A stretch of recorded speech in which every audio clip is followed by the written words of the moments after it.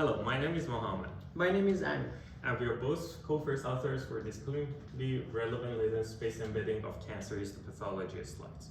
Histopathology slides are very large in size and hard to process. GDC alone has more than 20 terabytes of H&E slides. This huge size makes it hard for clinicians to search through image features and in order to find similar cases.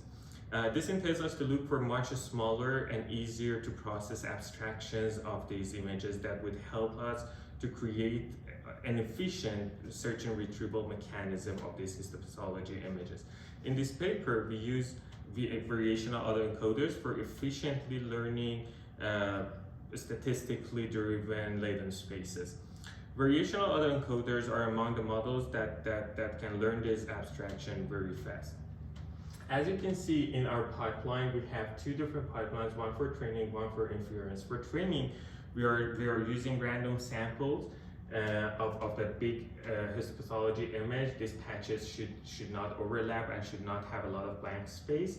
Then they are put through the encoder-decoder mechanism of our network to find out these latent spaces. During inference, we actually patch the whole image and put it towards our encoder. We do not usually use the decoder for reconstructing the image unless it's something a clinician wants. We mainly use the latent space abstraction that is very smaller in size compared to the original image for further analysis and search and retrieval mechanism. And as you can see in this figure, the normalization is really important for the network. And we can see there's a clear difference between reconstructed images when normalization applies. Also, choosing the base hyperparameters plays an important role for the network. As you can see, we did some experiments to understand which batch size is better. We saw that when we have bigger batch size, the model converges faster. But when we have small batch size, the loss function is lower. So we have to choose the balanced batch size. Also, at this figure, as you can see, the model has lower loss for H&E slides than everyday slide images.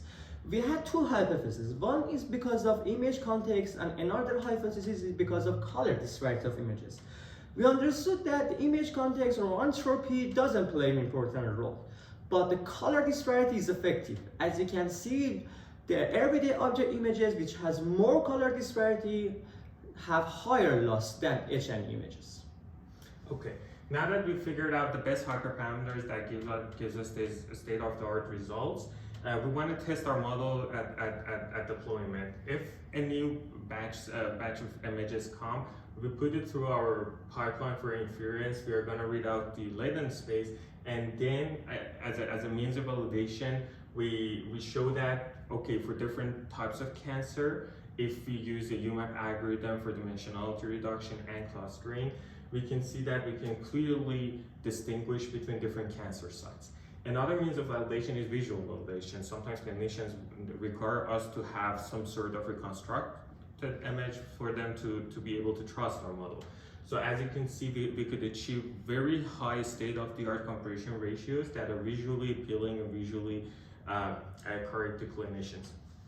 Speaking of clinical impacts of this paper actually is going to help a lot of people if implemented correctly in the future work. This paper can help clinicians to find the most similar cases to the patient at hand in the United States that have the similar morphological tissue, cancer tissues. And probably if a treatment has worked for a person similar to their patient, it would work for their patient as well. One other clinical aspect and clinical importance of our paper is that it's going to help very hard to detect tumors, like early stages tumors or very rare scarce tumors, to be detected using deep learning. Thank you very much for listening to this presentation. Please feel free to take a look at our paper on archive and take a look at our postdoc ads.